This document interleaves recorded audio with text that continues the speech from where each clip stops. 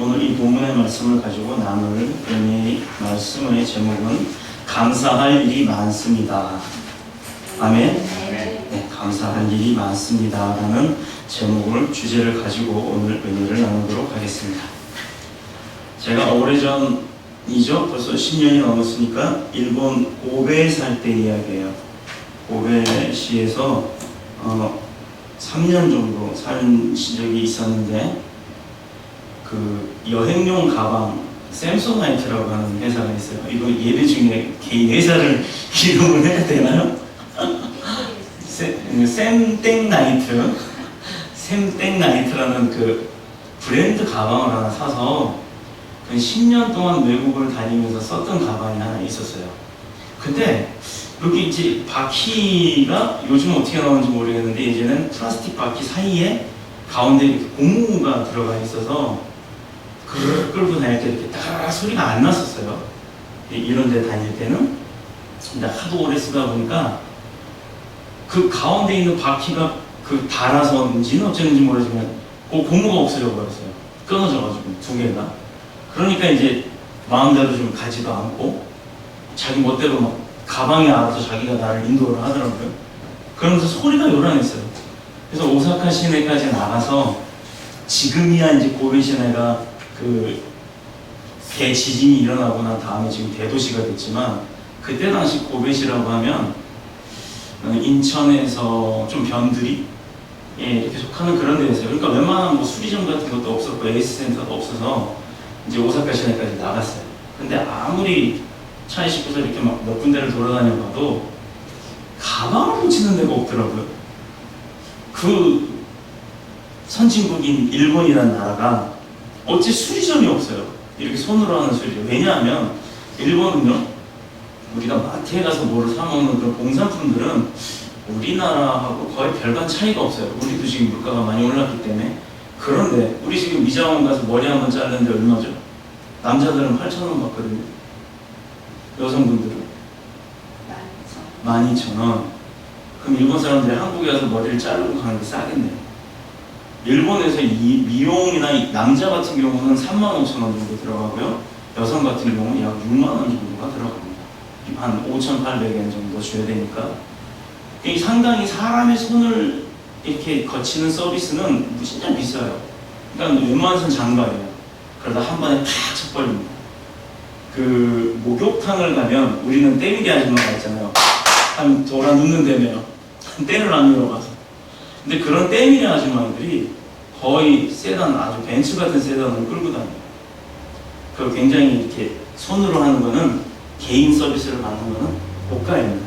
그렇기 때문에 고치는 게 굉장히 비싸요. 그러니까 안 고쳐요. 새로 사버리래요. 그게 더 싸다라고 생각을 하니까. 그래서 아무리 찾아보고 인터넷에서 막 조사해서 연락을 해봤지만 결과는 마찬가지였어요. 사실 일본에서 물건이 고장나면 고친다는 게 상당히 어려웁니다.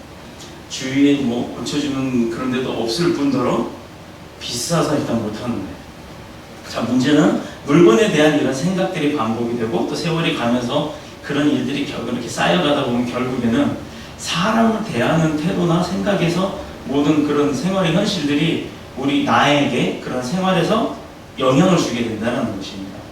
문제가 있는 성격이나 잘못된 가치관, 또 왜곡된 삶을 사는 사람들이, 그리고 신체적으로는 장애가 있지만 또 장애가 있는 사람들에 대해서 원래 그런 사람이니 어쩔 수 없다는 식으로, 그걸 뭐 저는 이제 가끔 그래요. 그 사람을 그냥 그대로 인정을 해라. 그러면 그게 문제가 되지 않아요. 저 사람은 자기 욕심이 많은 사람. 그러면 내가 그 사람을 만남에 있어서 그 사람이 욕심 많은 사람이니까, 욕심이 많으니까 내가 밥 먹을 때 더 먹으라고 주면 되는 거고, 그렇게 인정을 해주면 내가 그 사람을 미워할 이유가 없다라는 거예요. 그 사람이 나를 미워할지언정. 이게 바로 크리스찬의 마음의 본가짐이지 않을까 싶습니다. 원래 그런 사람이니 어쩔 수 없다는 식으로 쉽게 판단하고 그냥 쉽게 포기해버리는 게 이제 세상 사람들이에요. 그러다 나하고 안 맞아, 부부지간에도 성격 차이라고 이혼을 하는 게 가장 일이래요. 직장을 구하는 일에도 직장을 찾는 사람들은 보다 좋은 대접을 받고 페이를 좀 많이 받기를 원하는 그런 직장을, 그러면서도 좀 일하기 쉬운 곳, 그런 데를 찾아요. 그러나 회사 입장에서 본다 그러면 어떻게든 조금이라도 조금 덜 주고 더 유능한 사람을 채용을 해서 값싸고 유능한 인재를 구하고 싶어 하는 게 회사의 입장일 것입니다. 자, 그러면 우리가 한번 생각을 해보자고요. 그냥 내가 회사를 찾는 입장이라 그러면 돈 많이 주고 일 쉬운 것을 찾지만 회사의 입장이라 그러면 돈 적게 주고 유능한 인재를 찾으려고 하는 거예요. 자, 그러면 사람이 많으면 직장 가기가 힘들겠죠. 직장을 구하기가 더 힘들겠죠. 지금 우리나라가 그렇잖아요. 웬만한 것 가지고는, 웬만한 스펙을 가지고 쌓아가지고는 어디 가서 명함도 진짜 못 내밀어요. 그런데 정작 중요한 것은 우리가 그렇게 어떤 내가 선망의 대상이 되는 그런 회사에 내가 채용이 됐어요. 하나님의 은혜로. 정말 진짜 내가 기도하면서 구했는데 하나님의 허락을 딱 해서 아주 대기업에 아주 좋은 자리에 취직이 딱 됐습니다. 그런데 그걸로 감사하나요? 일을 하다 보면 불만이 나와요. 불평이 나와요. 아, 회장이 왜 저 따위야? 내 위에 상관이 어떻고 내 위에 누가 어떻고 왜 동료는 이런 사람이 내가 동료가 됐어? 왜 일은 이렇게 힘들어? 라고 불평이 나오게 돼 있어요. 어떤 데든지 마찬가지입니다. 자, 그럼 교회라고 안 그럴까요? 교회도 마찬가지예요. 교회도요. 처음에는 이 교회가 내가 은혜가 된다고 이 교회에 등록을 했어요. 다니다가 또 어느 날 휙 없어져요. 그러면 목사 입장에서는 그 사람이 왜 없어졌지? 신경도 안 쓰는 사람도 있어요. 근데 또 어떤 목사님은 이른 양 찾기라고 해서 별의별 행사를 해서 그 사람들한테 계속 귀찮도록 연락을 계속해서 다시 나오게끔 회유를 하는 목사님도 있어요. 그러나 성도들한테는 회유의 방법이 필요하지 않습니다. 성도들한테는 오로지 그 사람을 이해해주는 목자의 마음이 필요한 거예요. 예수님의 마음이 필요한 거예요. 교회 안에는 시기와 질투와 분냄과 당진과 또 하나 뭐 있죠? 모함이요, 모함. 그게 다 뭐로 일어나요? 욕심이라는 작은 마음 가운데 섭섭이라는 사탄이가 나한테 섭섭이라는 마음을 주는 것 하나 때문에 그런 일들이 다 모여지기 시작해요. 한 번의 생각이 아까 그랬죠? 생활의 습관이나 환경이 나를 그렇게 바꾼다고요. 내가 궁핍하면요, 나보다 잘 사는 사람이 야, 저 사람은 어떻게 살았길래 저렇게 축복을 받았지? 저 사람을 보고 저 사람이 어떻게 사는지, 어떻게 살아서 저렇게 축복을 받았는지 나도 보고 배워야겠다가 아니라 배 아파요. 정말 배 아파요. 사돈이 땅 사면 뭐 아프다? 배 아프다. 그럼 화장실 가면 싹 나요. 근데 화장실을 안 가요. 안 가고 배 아파요. 이게 우리의 현실이라는 얘기입니다.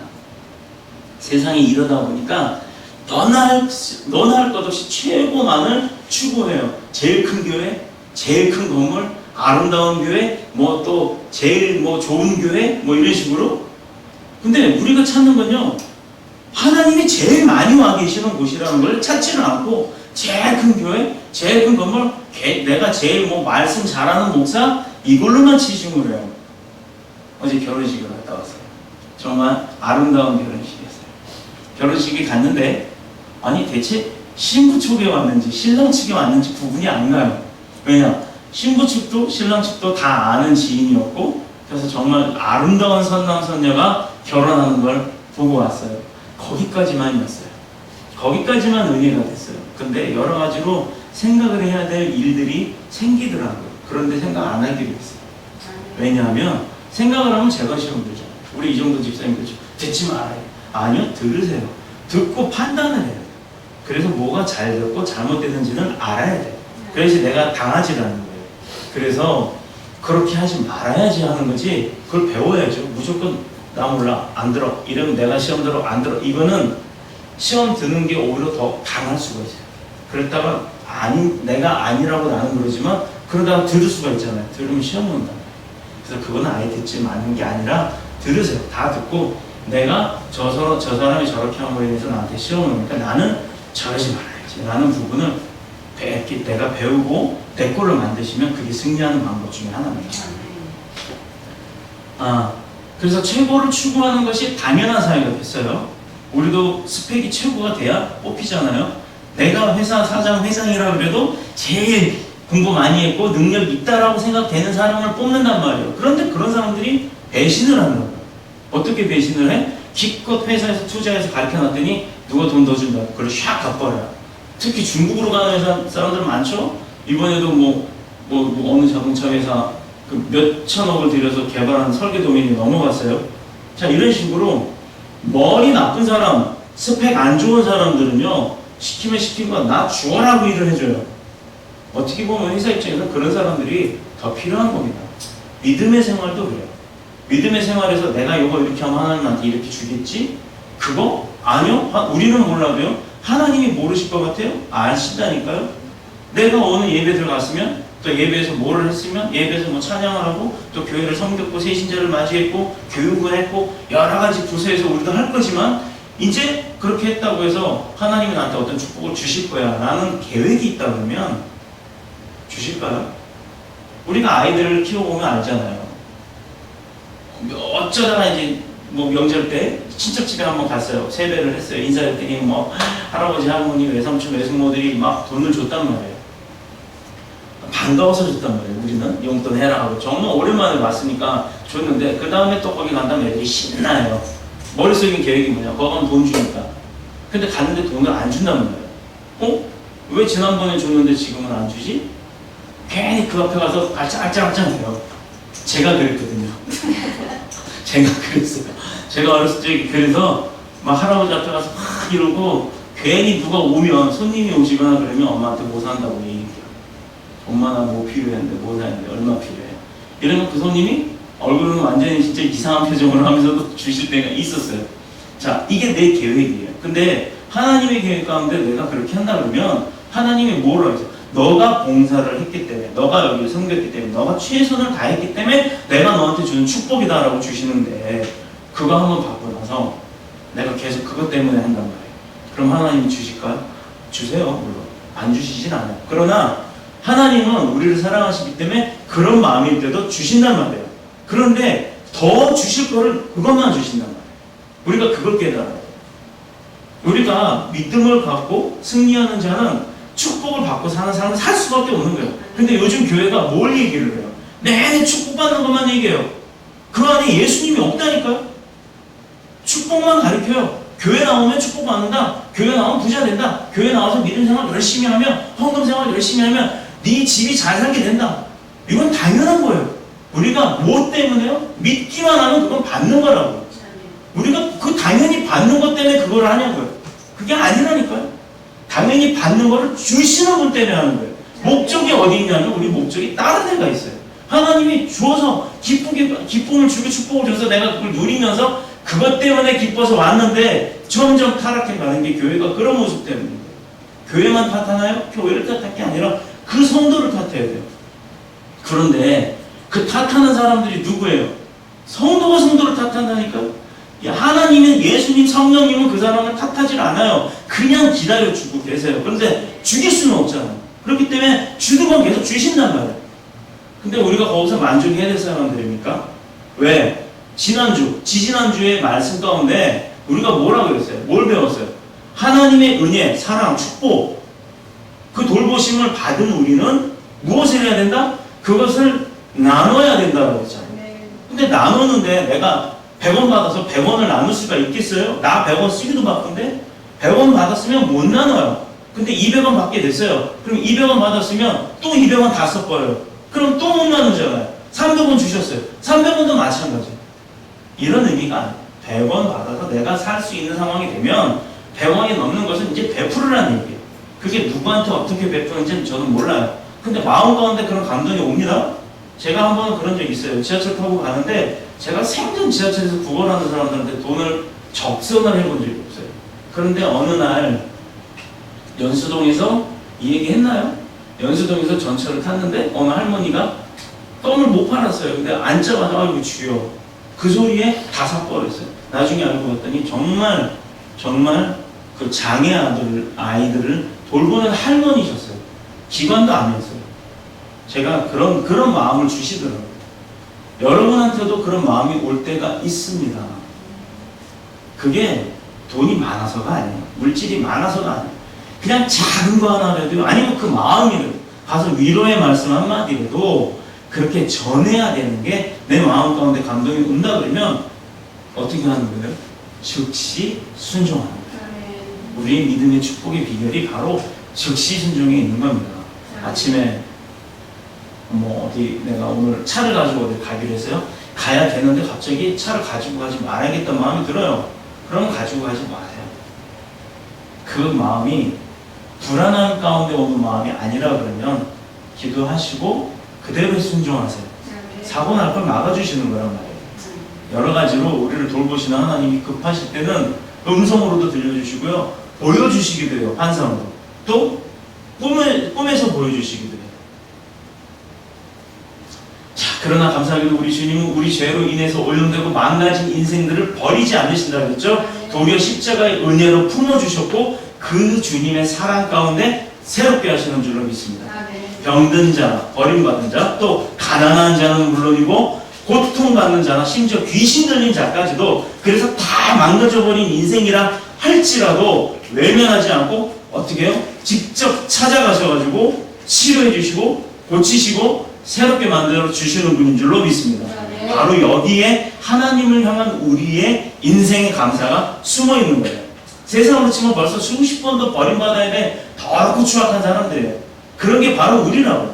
그런 우리를 주님은 어떻게 해요? 처음과 같이 끝까지 한결같은 사랑으로 모든 것을 다 용납하시고 용서해 주시고 날마다 귀한 은혜를 베풀어 주셔서 우리의 연약함과 부족함을 채워주시고 실수와 실패함을 깨어짐 속에서 도리어 성장으로 세워주시고 날마다 놀라운 새로운 은혜로 우리를 체험하게 하시는 게 바로 성령님이시라는 거예요. 그런 성령님이 저와 여러분 곁에 계신 줄로 믿습니다. 우리의 연약함과 부족함 그리고 실수와 실패 같은 깨어짐이 오히려 성장으로 바뀐다 그랬어요. 그러므로 우리에게 다가오는 감사는 결국 강요나 선동에 의해서 일시적인 감정에 의해서 되는 것이 아니라는 것입니다. 설교 때 바로 이런 걸 가르쳐요. 이게 뭐 제가 쓴 거 아니거든요. 이거를 바로 가르쳐 주라고 하시는데 헌금 많이 해야 축복받습니다. 교회 일 많이 해야 축복받습니다. 이건 협박이에요. 교회 일 안 하고 헌금 많이 안 하면 축복 못 받는다는 거예요. 교회가 그런 데인가요? 글쎄요, 저는 그렇게 생각을 안 했어요. 저 응답받은 것도 그렇지 않았어요. 나는 너네들한테 언제나 같은 은혜를 줬고 언제나 같은 축복을 줬다. 근데 받지 못한 게 너다. 줘도 못 먹나? 이거. 그 아이스크림이 지금도 있더라고요. 자, 그렇습니다, 여러분. 여러분에게 하나님은 동일한 은혜와 축복과 동일한 사랑을 주고 계세요. 그런데 그걸 얼마만큼 내가 빨리 알아듣고 빨리 받느냐, 내 거 만드느냐가 중요한 거지. 나는 왜 열심히 교회 다니는데 축복 못 받지가 아니에요. 축복 받은 걸 모르는 거예요. 오늘 아침에도 일어나는데 저 금요일날 철야 때 이정도 집사님이 목을 만져주셨잖아요. 정말 가뿐하게 잤어요. 토요일날도 가뿐하게 잤고 토요일날 예식장 갔다 와서 늦게까지 이제 뭐 준비하느라고 저 잠을 좀 새벽에 뒤척거리긴 해서 좀 덥더라고요. 날씨가 비가 와서 여기는 비가 조금밖에 안 왔는지 모르겠지만 저쪽 동네는 비가 바닷가라서 좀 많이 왔어요. 많이 오면서 후덥지근했어요. 그러다 보니까 잠을 못 자고 새벽 일찍 일어나게 됐는데 그럼에도 불구하고 개운한 거예요. 오늘 스케줄이란다. 영어가 짧아서 컨디션이 되게 좋아요. 그게 왜 그러냐면 만져주셨잖아요. 그 전에 정말 힘들었거든요. 근데 만져주시고 난 이후로는 잠을 일단 편하게 자니까 컨디션이 좋아지죠. 컨디션이 좋아지니까 설교하는 데도 힘이 나는 거예요. 오늘 차집사님이 대표기도 해주실 때 저를 위해서 기도해 주셨는데 정말 그런 거예요. 그런 거에 감사함을 저는 알고 있습니다. 바로 그게 감사합니다. 그렇게 나를 도와주실 수 있는 분을 붙여주신 것에 대한 감사. 또 그런 분이 나와 함께 예를 들 수 있는 게 감사. 또 그럼으로 인해서 내가 이렇게 건강한 몸으로 하나님 말씀을 이렇게 전달할 수 있는 게 감사. 바로 이런 생활 가운데서 우리가 감사를 깨닫고 살아야 되는 거예요. 자, 그러므로 우리에게 나오는 감사는 결코 강요나 선동에 의함치 아니어야 된다고 했어요. 자발적인 감사가 돼요. 주님의 무한하신 은혜에 대한 자연스러운 우리의 반응인 거예요. 누군가가 나한테 도움을 줬으면 그게 고마운 거죠.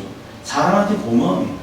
사람한테 고마움을 표시하는 나의 마음을 전하는 거지만 하나님으로부터 받은 거는요, 나의 마음을 전하는 게 아니라 나의 전부를 드리는 걸로 인한 감사로 표시가 되는 겁니다. 제가 흔히 쉽게 말해서 뭐 사람한테 고마움이고 하나님한테 감사합니다라고 표현을 했지만 뭐 감사합니다, 고맙습니다 어떤 말을 써도 사람 간에는 다 의미가 통해요. 근데 하나님한테 고맙습니다라는 거는 아무래도 좀 뭔가 상대적인 것 같지 않으세요? 고맙다라는 거는 내가 뭘 받았으니까 그래도 받은 만큼 고마움을 표현하는 그런 의미의 공헌이 되는 것 같아요. 그래서 하나님한테는 그냥 전적인 감사, 나의 생각이 전부 다 드려지는 걸로 인한 감사라고 이렇게 표현을 저는 했던 겁니다. 자, 오늘 우리가 2015년이 되어서 7월달이면 7월 되지 거의 한 20일 정도 됐으니까 반 간 거예요. 반이 넘어갔어요. 그럼 2015년에 반이 조금 더 넘어갔어요. 자, 우리 개인이나 교회가 걸어온 길이 인간의 힘으로 또 우리의 능력으로 걸어온 그런 과정이 결코 아니었다라는 것에 대해서 우리는 감사를 해야 합니다. 아멘. 자, 올해 굉장히 좋은 일 있으셨죠? 거처로 옮기셨잖아요. 더 좋은 곳으로, 직장 가까운 곳으로. 자, 겉으로 보면 내 뜻대로 된 일이 별로 없는 것 같죠? 근데 그날 그 집 구할 때 어떠셨어요? 정말 돌아다니다 딱 그 집 하나밖에 없었잖아요. 그게 뭐겠어요? 예비해 놓으신 거예요. 예비. 네, 내 형편에 맞게, 내 상황에 맞게. 자, 이제 다음번에는 더 좋은 아파트로 가실 줄 믿습니다. 아멘. 자, 도리어 고통과 위기와 많은 어려움이 있었음에도 불구하고요, 우리는 목자 되신 주님 그 위로하심과 도우심을 받았어요. 매 예배 때마다 체험했잖아요. 매 예배 때마다 은혜 받았잖아요. 저는 그래요. 저는 정말 매 예배 때마다 정말 감사함을 느꼈어요. 아멘. 무슨 소리죠?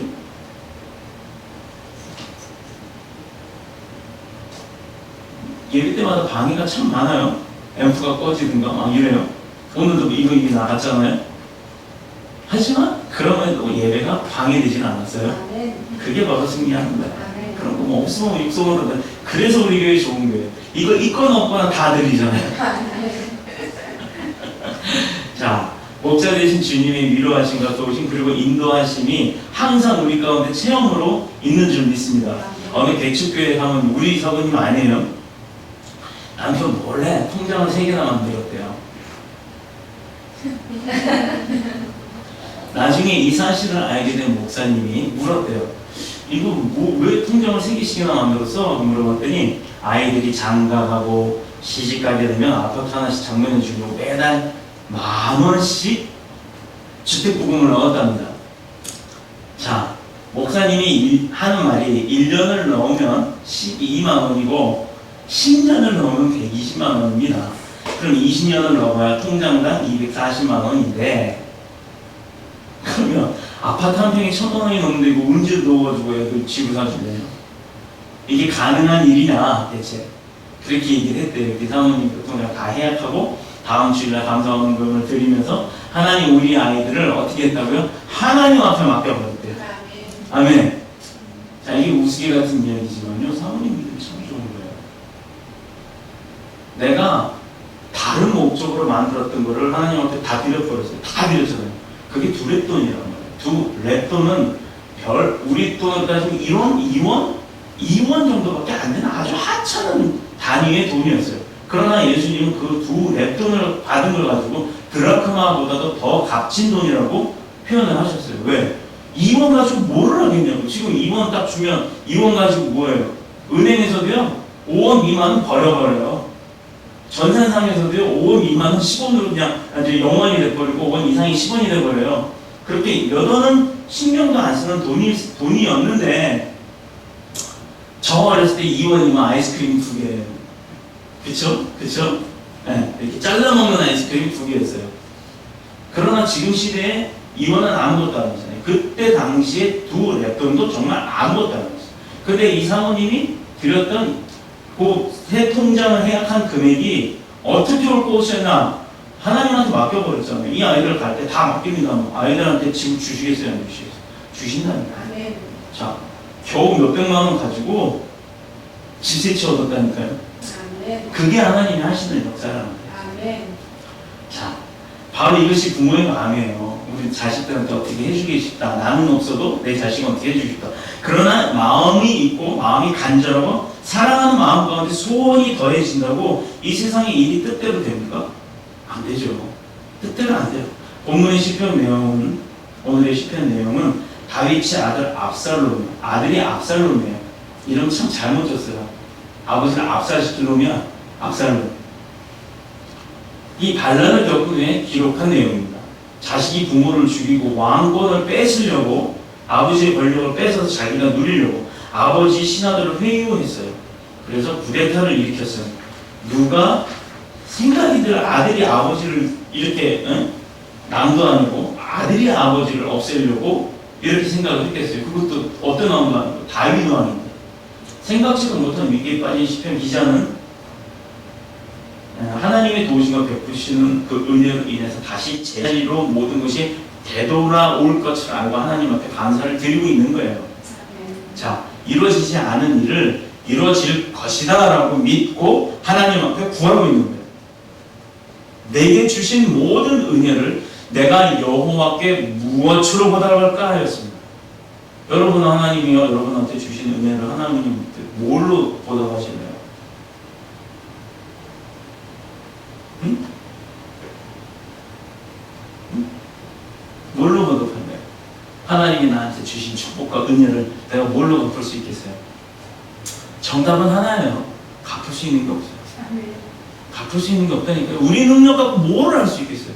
나보다 더 부자이신 아버지 하나님이고 나보다 더 물질 많으시는 분이에요. 그분이 필요한 만큼 만들어내시는 분인데 그분한테 내가 뭘로 갚겠어요? 그냥 나 드리는 거 이외밖에 없다니까요. 하나님은 그걸 원하죠. 내가 너로 인해서 너한테 받는 걸로 인해서 내가 뭐 어떻게 하겠다가 아니에요.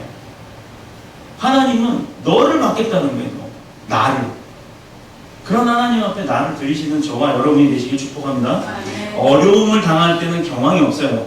정말 정신이 없다고요. 사고를 당했어요. 그럼 그 사고 처리하기 바쁘죠. 내가 아파요. 아프면 병원 가서 치료하기 바쁘죠. 아픈 것 감사합니다. 병원을 허락하시니 감사합니다. 내가 여기 이번에 수술 잘 되게 하시니 감사합니다. 치료 잘 받고 나오게 하시니 감사합니다. 이거 그때는 잊어버려요. 잊어버릴 수밖에 없는 게 우리라니까요. 내가 사고를 당했는데 아버지 하나님이 차는 다 부서졌어도 나 살았으니까 감사합니다. 이거 그때 몰라요. 사고 처리하기 바빠요. 이 사람 더 다쳤나? 병원 연락하고 막 이러기 바쁘죠. 그 순간에 아이고 아버지 나 살아서 감사합니다. 이렇게 하시나요? 하시는 분도 있어요. 그게 입에 달려야 된다는 거예요. 내가 가다가 삐걱해 아이고 아버지 다리 안 부러져서 감사합니다. 삐걱 이게 왜 여기 있어? 이게 아니라 아이고 아버지 다리 안 부러져서 감사합니다. 그래서 나 가던 길 갈 수 있으니 감사합니다. 이게 입에 붙어야 됩니다. 그게 우리의 삶이 돼요. 그걸 원하시는 거예요. 그게 나를 드리는 방법. 아버지 나 큰 교회 아니고요. 진짜 이렇게 코딱지만한 교회를 코딱지가 있다 이렇게 크면 다 코 숨 막혀서 죽어버릴 거예요. 근데 진짜 요만한 교회라도 하나님 내가 여기 올 때마다 은혜 받고 가니 감사합니다. 내가 하나님 만나고 가니까 감사합니다. 이 교회 안에 하나님이 계심을 내가 깨닫게 하시니 감사합니다. 하나님이 내 편이라는 걸 내가 알게 하시니 감사합니다라는 그 감사가 넘쳐야 될 줄로 믿습니다. 자, 그래서 시편 기자가 구체적으로 행한 일들이 뭐죠? 우리가 하나님께 받은 은혜와 사랑으로 인해서 감사할 일이 더 많다라고 이야기를 하고 있습니다. 그 가운데 본문을 통해 나타나는 세 가지 자꾸 저는 이렇게 적는 거를 많이 해가지고 세 가지래요. 한 가지, 두 가지, 세 가지.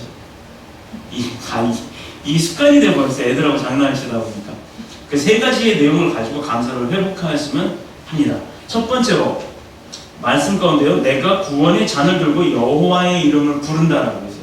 그냥 부르는 것도 아니고 구원의 잔을 들고요. 자, 우리 사람들이 세상 사람들이 어디 자리에서 모이면 딱 하는 게 있어요. 짠! 이거 Cheers 뭐 브라보 뭐 이런 거 건배. 근데 대부분 사람들 거기서 술을 담잖아요. 이 시대 때에도 포도주를 담았습니다. 그 포도주가 뭔 의미였냐면 예수님의 피의 의미였죠. 근데 이때 구약시대 때에서는 그냥 자신들이 먹는 음식이었을 뿐이에요.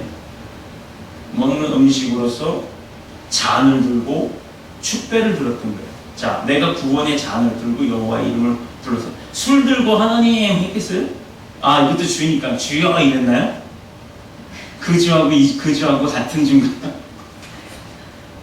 자, 이것은 갑자기 만난 고난 속에서도 하나님의 구원을 체험하고 그 체험한 것을 하나님 앞에 높여 찬양하는 그런 감사였던 것입니다. 환난 속에서 부르시는 자신의 기도를 들으시는 하나님을 향한 우리의 감사의 표현이었던 거예요. 그가 만났던 환난이 얼마나 고통스럽고 힘들었는지는 3절에서 밝히고 있죠. 사망의 줄이 나를 두르고 음부의 고통이 나를 미침으로 내가 환난과 슬픔을 만났다고 했어요. 이것은 견디기 어려운 고통이라는 이야기잖아요. 정말 사람이 당하기 힘든 고통이 무엇겠어요? 연평해전을 봤는데 부정장이라는 사람이 있었어요. 정장 윤영화 소령에 대해서는 많이 나왔죠. 전사를 했으니까. 근데 부정장은 정장이 문제가 생겼을 때 부정장, 그 배에 그 함정이라고 하니까 함정에서 제일 높은 사람은 정장이라고 해요. 그 정장이 문제가 생겨서 지휘를 못하면 지휘권을 물려받아요. 그 다음 계급 높은 사람이. 그때 소위였던 사람이 그 부정장이에요. 그 부정장은 다리가 잘라졌어요. 다리가 이렇게 완전히 파편에 의해서 떨어져 나간 거예요. 그런 상황이면 우리가 얼마나 아프겠어요. 우리 손가락 이만큼만 벼도 난리가 나고 어디가 찢어지거나 곰기만 해도 난리가 나는데 하물며 달려있던 다리가 끊어졌다고요. 자기 다리 없어진 걸 보고 앞에 다리 떨어진 것도 봤단 말이에요. 얼마나 충격이겠어요. 그럼에도 불구하고 절차를 다 밟더라고요. 함장님, 정장님 몇 번을 불렀는데 대답이 없고 죽은 거를 전사한 걸 확인하고 나서 지휘권 이양 받습니다 라고 그 얘기까지 하고 그 다음부터 지휘를 해요. 그 과정 가운데 그게 실제 있었던 30분의 이야기를 그대로 표현을 해놓은 거예요. 영화에도 30분 동안 싸우더라고요. 근데 그 싸우는 시간이 실제 전쟁 때 30분 그 시간을 그대로 표현을 해놓은 거예요. 그것 말고 해군 본부에서 만드는 연평해전이라는 그 서킷 드라마가 있어요. 그 해군용으로 영화를 만들어 놓은 게 있어요. 거기서도 이제 막 전쟁하는 씬이 있는데 똑같은 장면이 나옵니다. 그러니 보세요. 그렇게 고통스러운 가운데도 자기의 책무를 다했잖아요. 그럼으로 인해서 나머지 병사들을 살렸어요. 6명은 죽었어도 14명은 살았잖아요. 그게 만약 그러지 않았다 그러면 14명도 다 죽었던 거예요. 다 가라앉아버리고. 그리고 죽을 때까지 조타장은 손을 묶어놓고 그대로 죽어서 배는 계속 가다가 침몰했잖아요. 그게 어디로 가는 거였어요? 남쪽으로 계속 도망쳐 오고 있었던 거예요. 그러면서 올라오던 우리 아군들 배를 만나서 침몰하기 전에 다 건졌는데 그 조타장은 건네지 못한 이유가 운전석에 있는 쪽이 불이 나버려서 들어가지 못한 거예요. 근데 자기 손 떨어지면 배가 헛들이 돌아가니까 핸들을 손에 묶어놓고 이러고 엎드려서 죽었어요. 그 사람은 41일 만에 찾았죠. 당시 하사, 진급된 중사였는데 하사였기 때문에 1계급 특집에서 중사로만 알고 있었는데 한산국 상사가 됐어요. 어제부로 상사가 되었습니다. 이 영화에 덕이 있겠죠. 전사 처리를 한다고 하네요. 자, 얼마나 고통스러웠는지 그 3절에 나와 있어요. 이것이 견디기 어려웠던 고통이었어요. 인생의 모든 것을 체념하지 않으면 체념하지 않으면 안 될 정도의 어려움이었어요. 다리가 잘라졌으면 보통 자기 아픈 거에 대해서 더 난리셨겠지. 그거 할 일 다 했겠어요. 그냥 하면 되지. 정장님 지휘권 이양받습니다라고까지 해놓고 또 한 이유가 뭐가 있겠냐고요. 그만큼 자기 정신, 자기 육체를 다스렸기 때문에 그게 훈련이 되어 왔기 때문에 그대로 했다라는 거예요. 다리가 있건 없건 떠나서. 자, 우리 믿음 생활을 갖는 사람들도요. 이런 훈련을 계속 받는 게 바로요. 그게 예배 가운데 훈련받고요. 또 어떤 집회 가운데 훈련받고요. 교회에서 어떤 일 가운데 훈련을 받는 거예요. 그게 그렇게 훈련이 되어져야 내가 유사시에 불시에 그런 일을 당했을 때도 흔들림 없이 사탄의 세력으로 세상 세력 가운데 타협하지 않고 그대로 믿음을 가지고 밀고 나갈 수가 있다라는 거예요. 그러나 시편 기자는 아무리 어려워도 마지막까지 포기할 수 없었던 것이 하나 있었어요. 이게 바로 구원의 하나님을 향한 부르짖는 기도였던 겁니다. 구원을 요청하는 절박한 기도였어요. 자, 연편해전 그 당시에도 누군가는 기도를 했을 겁니다. 우리는 대한민국 이가하고 있을 때 거기 배에 탔던 19명 중에 몇 명은 기도를 했을 거라. 그 기도를 하나님 들었죠. 내가 죽음을 앞두고 죽음을 목도에 두고 있는 그 상황에서 하는 기도가 얼마만큼 절박하겠어요. 하나님 이 전쟁에서 승리하게 해주세요 했겠어요? 하나님 저를 구해주세요 라고 했겠죠. 여러분들은 하나님으로부터 구원의 확신이 있습니까? 확신이 있습니까? 확신이 있습니까? 예수님 알죠? 예수님 알기만 하면 천국 가는 거 믿죠? 걔나? 그러면 구원의 확신이 있는 거야. 누가 어디 가서 당신 예수 구원의 확신이 있습니까? 라고 물어보면 아멘. 다른 교회다. 동해수 보건교회 성도는 내가 예수님을 알고 있기 때문에 예수님이 어떤 분? 나를 사랑하시는 분, 세상의 모든 죄를 용서하시는 분, 하나님과 우리의 관계를 십자가 사건으로 인해서 이어주신 분. 처음에 몇 번 빠져서 그건 못 들어서 그래요. 그런 분이 예수님이기 때문에 그런 예수님을 내가 믿잖아. 알잖아.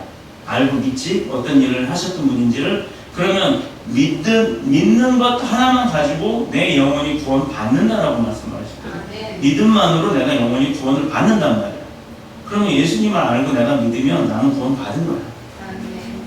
나의 영혼은 죽어서도 평생 영원토록 천국 가서 살 수 있는 권리가 생겼다는 거예요. 이제 누가 물어보면 당당하게 구원의 확신이 있습니까? 아멘. 아멘. 자, 그것은 구원의 하나님을 부르시는 기도였다고 했어요. 하나님이 그의 기도를 들으시고요. 8절에 내 영혼을 사망해서 내 눈을 눈물에서 내 발을 넘어짐에서 어떻게 하셨다? 건져내셨다 라고 하셨어요. 이건 우리의 하나님이 구원의 하나님이라는 것을 말씀하시는 거예요. 우리 하나님이 환난과 고통 속에 빠진 자를 위한 구원의 하나님이시며 기도하는 자에게 무엇으로? 구원으로 응답하시는 분인 줄로 믿습니다. 그래서 구원의 잔을 들고 여호와의 이름을 부른다라고 한 거예요. 자, 이 구원의 노래, 이 여호와의 이름을 높이는 찬양이야말로 사람의 심령 속에서 나오는 자발적인 감사가 아니고 뭐겠어요? 그게 바로 감사예요. 그래서 우리 입술 가운데 찬양이 끊이지 않게 해주세요. 우리 입술 가운데 믿음이 흔들리지 않게 해주세요. 고백이 넘치게 하세요. 회개가 넘치게 해주세요. 이게 바로 그 말씀인 거예요. 나의 잘못을 나도 모를 때가 있단 말이에요. 우리가 솔직히 대한민국 율법조문서에 189개의 조항이 있고요. 그 안에 세부 세칙이 있고요. 또 법령이 있고 공포가 있고 시행령이 있어요. 그러면 그게 기하급수적으로 많아요. 그거 다 외우면 판사 된다니까요? 못 외워서 못하는 거지. 판사 검사는 거의 다 그걸 외워요. 거기다 그것만 외우나요? 대부분 판례까지도 외워요.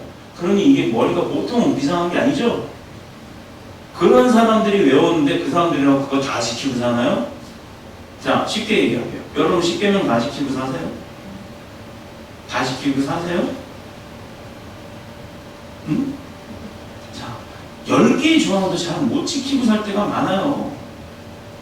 근데 율법전서에 있는 그 법은 우리 몰라서 못 지켜요. 지금 그럼 우리가 하는 행동, 여기서 걸어 나가는 거, 횡단보도 건너가는 거, 막 이런 거, 운전하고 다니는 거, 하루에도 수천 개씩 위법을 하고 사실 겁니다. 장담하세요? 나 하나도 안 어기고 다 지키고 산다고? 네? 지나가다가 미니스커트 입은 아가씨 다리만 쳐다봐도 그거 죄 지는 거예요. 맞잖아요. 상품으로 보니까. 이쁜 옷 딱 봤어요. 쇼윈도에 걸린. 나 저거 갖고 싶다. 돈 주고 사면 되는데 돈 주고 사야지가 아니라 갖고 싶다. 이 마음만 들어도 남의 물건을 탐한 거예요. 그것도 죄예요. 우리가 몰라서 그렇지. 자, 그러면 회개를 해달라는 건 뭐냐면 내가 그렇게 알게 지은 죄, 그렇게 모르게 지은 죄, 이런 거 하나님은 아신다니까요. 그러니까 그런 것들을 다 용서해달라는 거예요. 내가 알고 지은지 모르고 지은지. 그래서 나를 정결케 해달라고. 누구의 피로? 예수 그리스도의 피의 힘으로 나를 정결케 해주시고 나를 인쳐주셔서 보호해달라고. 또 그러지 않게끔. 근데 또 그래요. 그러니까 또 회개해야죠. 죄만 짓고 회개 안 한 사람 있어요. 회개 기도를 왜 하냐? 한번 봐. 그거 구원하고 똑같은 생각 갖고 있는 목사가 있어요. 심각한 사람이에요. 자, 우리의 하나님은 구원의 하나님이에요. 그래서 기도하는 자의 구원으로 응답하시는 분이에요. 사람의 심령 속에 나오는 자발적인 감사를 통해서 기뻐하시는 분이에요. 자, 우리가 살면서 이런 어려움들 다 있어요? 다 제껴놓고 요즘 전 세계가 불황이죠. 불황이죠. 근데 우리나라 경제 지표는 올라가고 있는 거 아세요? 근데 방송에서 불황이래요. 아니, 돈 잘 벌고 있고 무역 수입보다 수출이 더 많은 나라인데 그럼 흑자 아니에요. 내가 버는 것보다 쓰는 게 적단 말이에요. 그러면 내가 100만 원 벌어서 10만 원 썼으면 80만 원이 남잖아요. 90만 원이 남잖아요. 그럼 흑자예요, 적자예요? 흑자잖아요, 흑자. 근데도 불황이에요. 안 쓰면서. 대기업들이 그 번 돈 다 쟁여놓잖아요. 그게 지금 20몇 조가 넘는데요. 각 기업마다. 그래서 뭐 그걸 자산을 보유하고 있으면 그것도 세금을 매긴다고까지. 세금 내기 싫으면 강제로 써라 이제 이렇게까지 하는데 솔직히 대기업은 풀어야 되는 줄로 저는 믿습니다. 자, 우리 신앙이 영적인 위기 속에서요, 여호와 하나님 우리를 넉넉히 건지시고 또 오늘에 이르게 하신 줄로 믿습니다. 바로 여기 우리 자발적인 감사가 있고 심령 속에서 올려나오는 하나님 앞에 드리는 찬양이 있다는 거예요. 자, 이게 첫 번째 이야기였어요. 두 번째, 자신이 고난 중에 있을 때 하나님의 도움으로 서원했던 것들이 있을 거예요. 하나님, 내가 어떻게 할 테니까 나 이렇게 좀 해주세요. 분명히 있어요. 쉽게 생각하고 한 뱉은 말이라 할지라도 우리는 잊어버려도 하나님은 그거 절대 안 잊어버리시는 거예요. 근데 하나님은요, 다른 건 몰라도 그건 찾으시는 분이세요. 자, 하나님의 도움을 기다리면서 소원했던 모든 것들을 이제는 여호와 앞에 갚겠다고 했어요. 14절에 볼게요. 여호와의 모든 백성 앞에서 나의 소원을 여호와께 갚으리로다 라고 했습니다. 우리가 하나님 앞에 비친 게 뭐가 있죠? 자, 사람으로 얘기할게요. 이게 그래서 성경을 좀 천천히 읽겠다고 하는 이유가 그거예요. 부모님한테 부모님 계시죠? 이정도 집사님 부모님 계시죠? 저 아버님이 아프셔갖고 나 좀 속상하긴 한데 건강해지실 거예요. 그리고 사모님도 부모님이 계시죠? 예나나 가람이도 부모님이 계세요. 자, 부모님한테 비친 게 뭐가 있어요? 우리 엄마 아버지 나 맨날 후드로 패가지고 난 맞은 기억밖에 없어. 우리 엄마 아빠가 뭐 내가 너를 어떻게 키웠는데? 그랬더니 이 녀석이 하는 말, 나는 내 스스로 컸습니다. 이래요. 그런 아주 패륜 아들도 있어요. 가끔 엄마 아빠 때리는 사람도 있고. 그건 집안이 대체 뭘 하는 집안인지 모르겠어요. 자식이 부모를 때리는 아이들도 있다니까요. 나이 들어 힘들어갖고 이빨 빠지고 허리 꼬부라지고 걷지 못한다고, 몸에서 냄새 난다고, 그런 자식들이 있어요. 근데 그것도 좋다 이거예요. 자, 그럼 빚진 건 뭐냐고. 부모님이 사랑해서 우리를 낳아주셨잖아요. 그렇죠? 그러면 우리는 그만큼 부모님을 사랑해 봤나요? 근데 나도요. 그런 우리가 결혼을 해서 자식을 낳아요. 내 새끼는 금이야 옥이야 이러고 키워요. 근데 그놈들이 나한테 그렇게 하나요? 안 해요. 또 그놈들이 또 결혼해요. 또 낳아요. 그럼 또 그놈들도 그놈 자식들한테는 금이야 옥이야 해요. 근데 그 자식들이 그놈들한테 그렇게 하나요? 안 해요. 자, 우리말에 내리사랑이라는 말이 있어요. 사랑은 위에서부터 아래로 내려오는 거예요. 아버지 때 자식한테로 내려고 그 자식은 올리는 치사랑은 안 해요. 아래 사랑으로 계속 내려만 가지. 왜? 그러다 보니까 아버지가 아들을 낳고 그 아들이 나한테 그 사랑을 못 받으니까 그 사랑이 어디로 가냐면요, 이 왼수 같은 놈을 하면서도 그 아들한테 가요. 손주 손녀한테. 자, 엄마 아빠 나 직장 때문에 그래요. 우리 애 좀 봐주세요. 당분간 좀 맡아주세요. 자, 부모님들한테 많이 맡겨요. 이 아이들이요, 할아버지 할머니 돌아가시면 펑펑 울어요. 근데 장례식장 가가지고 보면 아들, 딸이 그렇게 우는 거 못 봤어요. 아들, 딸은 별로 안 울어요. 손녀, 손주들이 울어요. 왜? 할아버지가 손녀, 손주 키웠기 때문에. 그런 거 딱 보면 그 집안이 보이는 거예요. 그런 집안들이 보여요. 장례식장 가보면요, 그 사람이 어떻게 살았는지가 보여요. 저는 만약에 제가 장례를 당한다 그러면 저 때는요, 그냥 식구들만 있었으면 좋겠어요. 식구들만 저쪽에. 그리고 저는 나중에라도 제 아이들이 결혼식을 한다 그러면 거창하게 안 했으면 좋겠어요. 우리도 좀 문화가 바뀌어야 되지 않을까 싶어요. 진짜 축복해주는 사람, 그냥 와서 얼굴 도장 찍고 밥 먹고 가는 사람, 예식은 하나도 신경 안 쓰고 오자마자 도장 찍고 사인하고 돈 내고 식권 타가지고 식당으로 가는 사람들이 있어요. 2탕 3탕 간다고. 뭐 하려고 그렇게 다니는 거예요? 뭐 하려고 그런 사람 불러요? 그 사람 마음 가운데 축복이 있나요? 결혼식이나 장례식이나 우리가 모였을 때 장례식은 위로함이 있어야 되는 거고 결혼식은 축복함이 있어야 되잖아요. 정말 축복해 줄 사람만 부르자고. 그게 축복된 결혼식이지 형식적인 결혼식이 뭐가 의미가 있겠어요? 맨날 찢어지는 거. 지지고 볶고 막 1년 동안 너 때문에 내가 너 없으면 못 살아 가지고 2, 3년 지나면 너 때문에 못 살아 그런데요. 그런 의미가 없단 말이에요. 축복함이 많은 교회, 많은 예식이 되기를 저는 소원을 합니다. 자, 그게 뭘까요? 우리 하나님께 우리 스스로가 약속한 맹세의 빛이 있어요. 우리가 부모로부터 받은 사랑의 빛이 있다는 거예요. 자, 갚지 못한다고 원수가 되거나 영원토록 빚에 도촉받는 그런 건가요? 자, 우리가 하나님한테 사랑의 빚이 있는데 우리가 그 사람 못 갚았다고 해서 하나님이 우리한테 빚쟁이처럼 추심권 하는 사람들처럼 쫓아오고 문 두드려 가면서 아, 그렇게라도 좀 만날까? 하나님은 그렇게라도 좀 만날까요? 와가지고 너 왜 내가 너 준 사람 나 한 개 줬으면 넌 반 개 놔줘야지 왜 안 줘? 이러고 따지시는 분이 하나님이신가요? 아니잖아요. 자, 사랑의 빚이란 그 대표적인 것으로 자식이 부모에 대해서 비치는 빚을 말하는 것입니다. 그러므로 이 빚은 법적인 구속력을 갖고 있지는 않지만 다만 그 은혜에 늘 감사하는 마음이 있다면 우리는 족한 것입니다. 하나님도 족한 것입니다. 우리가 하나님으로부터 받은 사랑과 축복과 은혜와 또 평강 가운데 있으면 우리가 그걸 감사하는 마음만 있으면 하나님은 좋게 하신다는 거예요. 다만 하나님이 그걸로 만족하지 못하는 게 있다는 거예요. 그게 뭐냐? 우리가 스스로 하나님께 약속한 맹세의 빛을 말하는 거예요. 서원이라고 하는 것. 그 서원의 빛을 말합니다. 다른 빛은 몰라도 하나님 앞에 맹세한 그것은 갚지 않으면 안 되는 거예요. 하나님께 어떤 조건을 거는 거예요. 딜을 한 거예요. 막말로. 하나님 뭐랄까 뭐 마땅한 게 없네요. 아 이거는 얼토당토 않습니다. 저는 그렇게 안 할 거예요. 하나님 저한테요 10,000명이 되는 교회를 주세요. 그럼 그 10,000명 전부 다 하나님 앞에 헌신하는 자 만들어 놓겠습니다.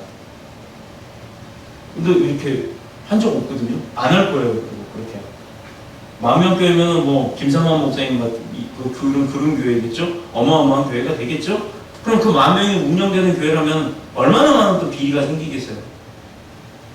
그렇게 했을 때 10,000명을 진짜 주신단 말이에요. 주셨어요. 그럼 그 10,000명 내가 무슨 수를 쓰든 하나님 앞에 다 하나님의 종으로 만들어 놔야 되는데 그럼 얼토당토 않는 자기가 급하다고 얼토당토 않는 그런 소원을 하든 아니면 정말 작은 것이라도 내가 하나님 어떻게 해주시면 내가 정말 이건 이렇게 할게요 라고 했던 그런 게 있다 그러면 그건 우리는 잊었다 할지라도 하나님이 잊고 계시지 않는다는 사실을 우리는 명심해야 되는 겁니다. 그건 꼭 갚아야 하는 것이라는 것입니다.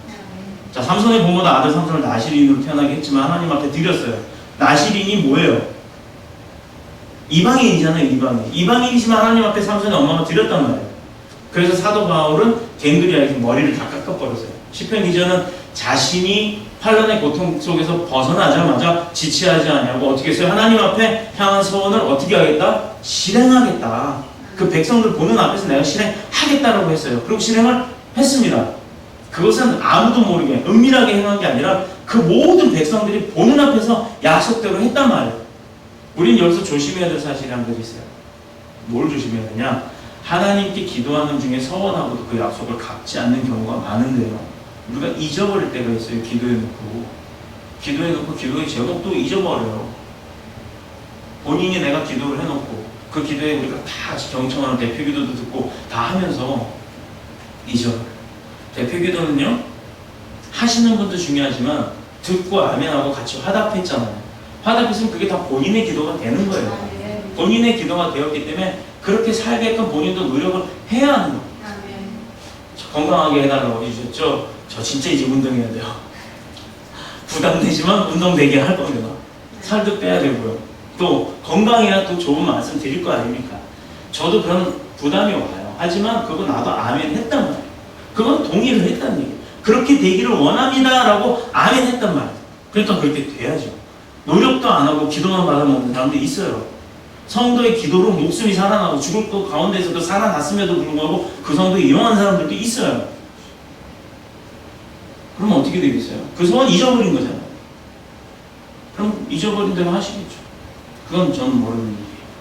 나는 맹세하고 서원하고 약속한 것을 잊어버려도 우리가 잊지 말아야 될 건 하나님은 결코 잊어버리시는 분이 아니라는 겁니다. 제가 교회에서 사역한 지가 올해로 27년입니다. 섬긴 게 아니고요. 사역을 한 게 27년이에요. 자, 모든 일에 한 가지 일에 집중을 해서 하면 10년이면 프로가 된다고 해요. 제가 프로인가 생각을 해봤어요. 너는 야 윤석동 너는 네 스스로가 너는 너가 프로냐? 근데 아니더라고. 교회의 사역은 프로가 될 수가 없습니다. 그게 프로라고 자만하는 사람들이 있는데요. 그거 정말 잘못된 거예요. 프로는 하나님이에요. 그 프로를 보고 배워가는 것 뿐이지 내가 20년 됐고 30년 됐고 내가 교회 경력 40년 뭐 믿음 경력 20년 그래서 권사니 장로니 아무 의미 없다는 겁니다. 하나님 앞에는 다 죄인일 뿐이거든요. 그럼 그 사람들이 죄를 안 짓고 사느냐? 아니거든요. 죄 져요. 목사가 되고자 하는 저도 죄를 짓는데요. 권사님 뭐 이렇게 경력이 많으신 분들이 죄 안 짓겠습니까? 당하는 어려움을 두려운 마음으로 보았고 지금도 보고 있어요. 그래서 그렇게 살았던 분들이 어떻게 사는지 제가 알거든요. 앞으로 어떻게 될지도 알아요. 근데 말씀을 전하는 사람은 점쟁이가 아니거든요. 조언은 해줄 수 있어도 그 일을 해결해 줄 수 있는 능력은 저한테는 없어요.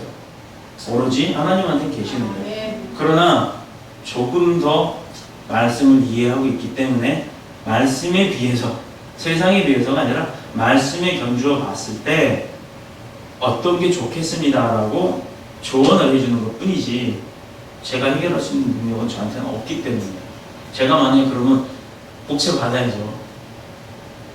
이게 방울이라는 요령, 귀신을 부르는 요령이에요. 령, 방울령, 귀신 유자예요. 귀신을 부르는 방울이라는 뜻이에요. 그거 흔들고 있어야겠죠. 손 흔들고 있는 게 아니라 할렐루야 손 흔드는 게 아니라 방울을 흔들어야 된단 말이에요. 그래서 강단에선 무당들이 많다는 얘기입니다. 그것을 하나님께 또 하나님께서 그 사람에게 그것이 구원의 대가를 지불하라는 것이 아니에요. 평생 하나님의 은혜로 여기 이룬 것을 갚으라는 것도 아니에요. 제 스스로가 자기 스스로가 자기 입으로 하나님 앞에 약속한 것을 갚으라는 이야기입니다. 기도 중에 약속한 것들, 또 곤란 중에, 그리고 고통 중에 부르짖으면서 약속했던 것들을 나의 소원을 들어달라고 기도하면서 서원한 것은 반드시 하나님 앞에 돌려드려야 하는 것입니다. 자, 이 내용을 14절에 이어서 18절에도 똑같은 말을 반복하고 있어요. 심지어 19절에도 다시 한번 강조하는 것을 보면 이 소원을 갚는 것이 얼마나 중요한 것인가를 알 수가 있습니다. 세 번째, 감사 제사를 하나님 앞에 드린다고 했어요. 17절에 내가 주께 감사제를 드리고 여호와 이름을 부르리로다 라고 했습니다. 예배의 형식을 가진 제사 통해서 하나님께 준비한 제물을 드리고요. 또 여호와 이름을 부르면서 자신 또한 하나님의 제단 앞에 드리는 산제물로 드리는 그러한 감사가 있는 예배를 말하는 거예요. 우리가 다 어려운 삶을 살고 있는 것은 분명하죠. 여기에 뭐 대기업 간부 있나요? 국회의원 있나요? 언제 잘릴지 모르는 잘 나가는 공무원 있나요? 뭐 한 달 매출 뭐 1억씩 되는 그런 회사 하시는 분 있으세요? 자, 짧게 볼까요? 학교 교사 있어요? 아니면 또 뭐라 그럴까? 저거는 많다. 1등 가정주부는 많죠. 1등 아빠, 1등 엄마는 많아요. 1등 딸도 있고요. 근데 내 주머니에 1억씩 갖고 있는 분 있으세요? 없죠. 없어요. 우리는 그래서 행복한 거예요. 가질 수 있잖아요. 네? 또 잘 나가는 공무원 될 수 있잖아요. 그쵸? 집 10채씩 갖고 있는 사람 될 수 있잖아요. 내가 가진 게 없기 때문에 가질 수가 있지. 가진 게 있는 사람은 그걸 잃을 수가 있단 말이에요. 우리가 생각을 바꿔야 돼요. 큰 교회라고 좋아하죠. 큰 교회는 작은 교회가 될 수가 있어요. 언제 그렇게 될지 몰라요. 그거는. 하나님이 옮겨가시면 그냥 아웃되는 게 요즘 교회 경매 많아요. 엊그저께도 우연치 않게 이 동네 교회를 하나를 봤는데요. 그 교회가 심각한 경매 재정 상태 때문에 경매에 나왔어요. 들으시면 놀랄 교회입니다. 요 부근에서 제일 큰 교회예요. 근데 경매에 나왔어요. 심각하죠? 그게 우리는 기도해야 될 게 그 교회가 그렇게 잘난 척하더니 잘 됐다가 아니에요. 이단한테 넘어가지 않도록 기도해야 됩니다. 제일 교회 유리로 만들고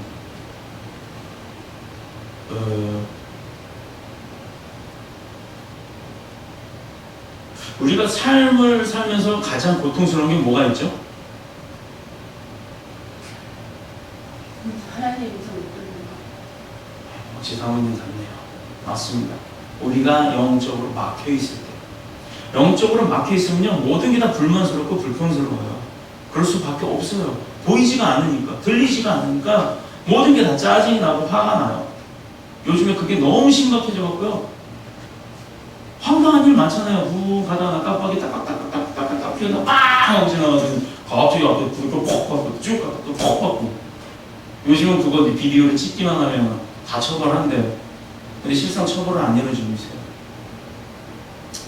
자, 이게 왜 그래요? 자기 자신에 대한 만족감이 없기 때문이에요. 자기 자신에 대한 자긍감이 없어요. 그렇게 복수하는 사람들이 있죠. 그걸 뭐라 그러지? 남포운전? 무슨 보복운전. 보복운전 하는 사람들이 10중 8구 정신의학자들은 뭐라고 보냐면요. 자기가 자존감이 없기 때문에 그렇대요. 내가 저 사람이 나를 무시했다는 생각을 하기 때문에 그 보복심이 화가 나는 거예요. 아니, 차 타고 가면서 무시할 일이 뭐가 있나요? 그러면 슉슉 이러고 가는 사람은 잘하는 사람이고 슉슉 못하는 사람은 못하는 사람인가요? 그런 잘못된 생각, 마인드를 갖고 있기 때문에 그걸 떨쳐주는 게 믿음이에요. 그게 자기 자존감이고 행복감이고 긍정적인 생각을 갖고 사는 사람하고의 차이점이라는 겁니다. 자, 그런 게 바로 그렇기 때문에 내가 막혀 있어서 하나님과의 소통이 안 되고 하나님을 만나지 못하는 거예요. 왜 나는 가는데 은혜가 안 되지? 은혜가 안 되는 건 나예요. 하나님이 은혜를 안 주신 게 아니잖아요. 주셨는데 못 받았다니까. 우리 그거예요.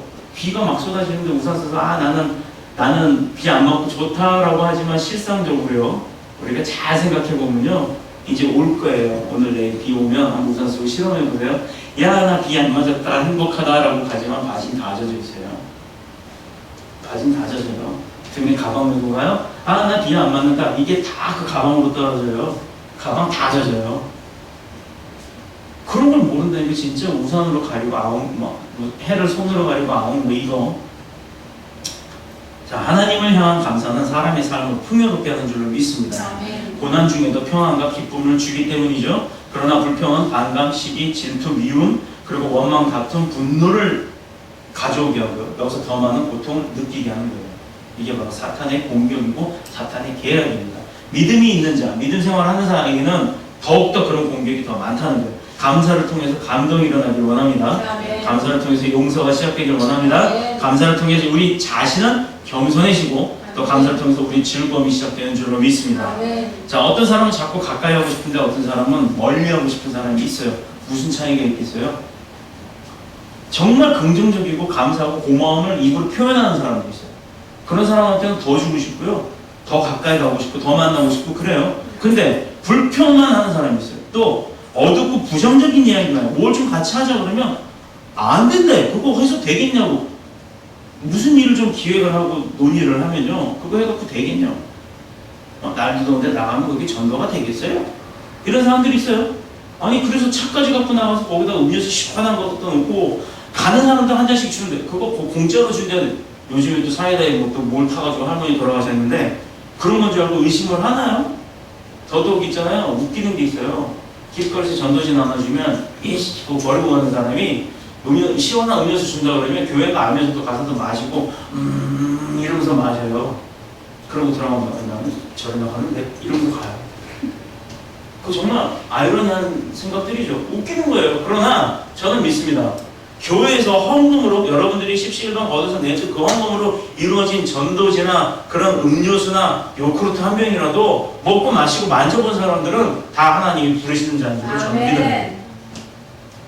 여러분들이 그래서 그게 안 된다라고 부정적인 생각을 하면 안 되고요. 부정적인 생각과 긍정적인 마인드를 바꾸셔야 돼요. 됩니다. 그렇게 받았던 사람도 온다니까요. 저도 바다 코코넛 3개 때문에 이렇게 이 자리에 와 있어요 지금. 그래서 나는 이 다음에 우리 유치부 애들 이제 모임이 많아지면 정말 많이 사다 먹일 거예요. 많이 갖다 주라 그럴 거고. 진짜 그럴 거예요. 그게 정말 큰 씨앗이 되는 거예요. 제가 겪어봤기 때문에 그 효과가 얼마나 큰 건지 저도 잘 알고 있습니다. 중요한 사실은 우리의 사람 대하는 감정이 그렇듯이 하나님도 마찬가지라는 거예요. 그러니까 우리가 하나님 앞에 늘 감사합니다. 고맙습니다. 즐겁습니다. 행복합니다. 주님 주신 은혜에 내가 너무너무 충만하고 충족합니다. 그래야지. 하나님 왜 나한테 100만 원밖에 안 주셨어요? 이거 갖고 어떻게 살아요? 500만 원 주세요. 이게 아니란 말이에요. 그거 주신 거에 감사할 줄 알아야 그래야 내가 더 큰 감사를 은혜를 받는다라는 걸 말씀드리고 있는데 그걸 하나님이 지금 가르쳐주고 계시는 거예요. 자, 이렇게까지 가르쳐줬는데도 못 받으면 안 되겠죠? 그러니 이제 다 웃으세요. 무섭다니까.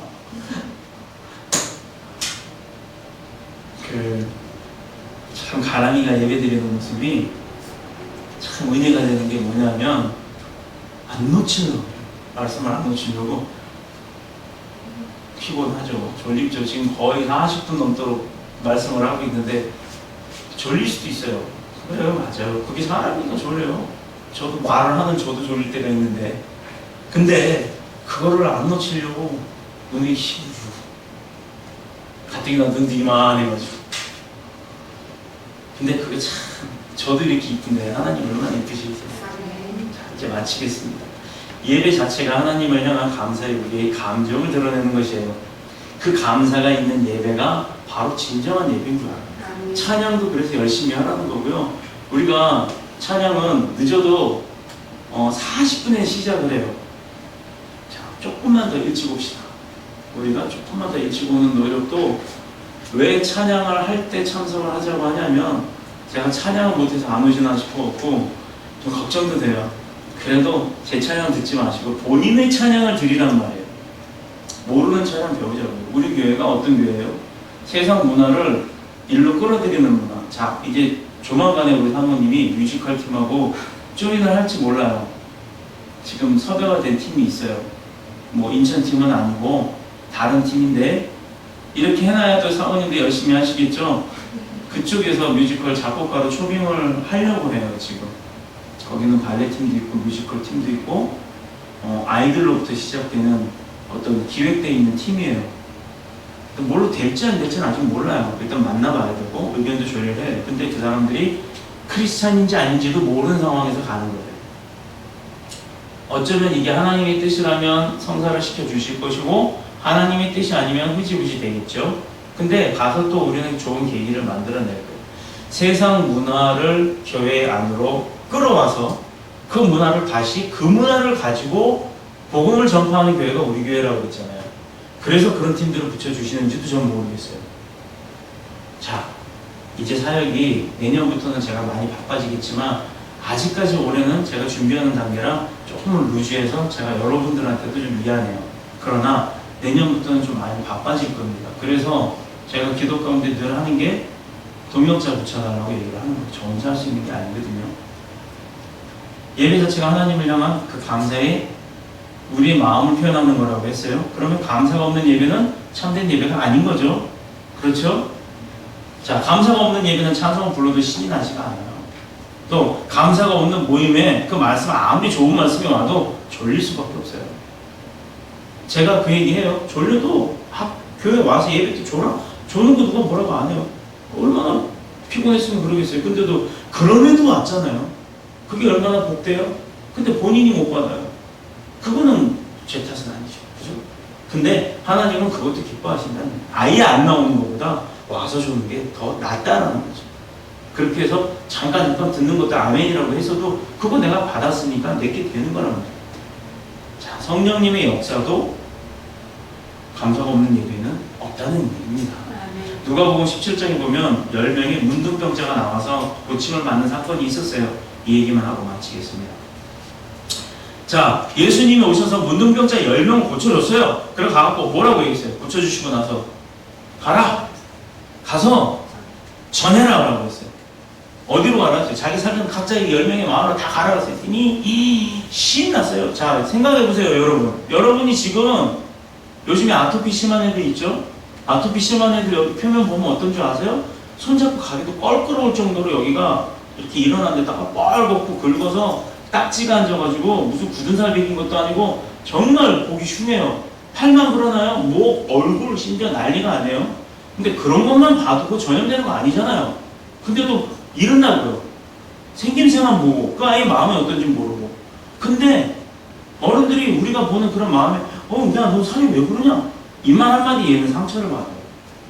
우리 아이 하나가 있어요. 근데 그런 아이는 오히려 더 끌어안고 다녀야 돼요. 그랬더니 엄청 좋아해요. 아, 여기 이사장님은 나를 좋아하는구나. 유치원에서도 걔는 왕따예요. 여자인데 얼마나 속상하겠어요, 그 부모는. 자, 그런데 여러분 봅시다. 문둥병자는 뭐예요? 전염돼요. 나병은요. 한센병은 전염이 돼요. 활성화되어 있을 땐 전염이 된다고. 만지기만 해도 멀쩡한 손으로 만지면 괜찮지만 여기에 이렇게 바늘에 찔린 자국이 있어서 일로 균이 들어가면요 나도 썩기 시작해요. 근데 어느 목사님은 그 피고름 나는 걸 입으로 다 빨아주기도 하고 그랬어요. 입안에 상처 없는 사람이 있나요? 있어요. 대부분 혀도 깨물었고 나도 모르게 입안에 상처들 많이 있어요. 그런데도 그걸 빨았다고요. 그러면 그 목사님도 전염이 됐어야죠. 그 목사님이 입안에 맨날 가글을 하고 하나? 아니랍니다. 그 목사님이 믿음으로 행했기 때문에 치유의 역사가 일어났고 전염의 역사는 없었다는 거예요. 아멘. 이건 의사들도 놀래요. 그때 그 나병 환자들이 모여있는 소록도에서 그 목사님한테 어떻게 했어요? 목사님이 일제시대 때 잡아간다고 인민군이 잡아간다 할 때 그 사람들이 나서서 막았어요. 그 사람들이 인민군대 총 들고 나왔을 때 그 사람들 가서 막 끌어안았었어요. 그러니까 인민군대 다 도망가고 있어요. 자기들 몸찌 않는 거.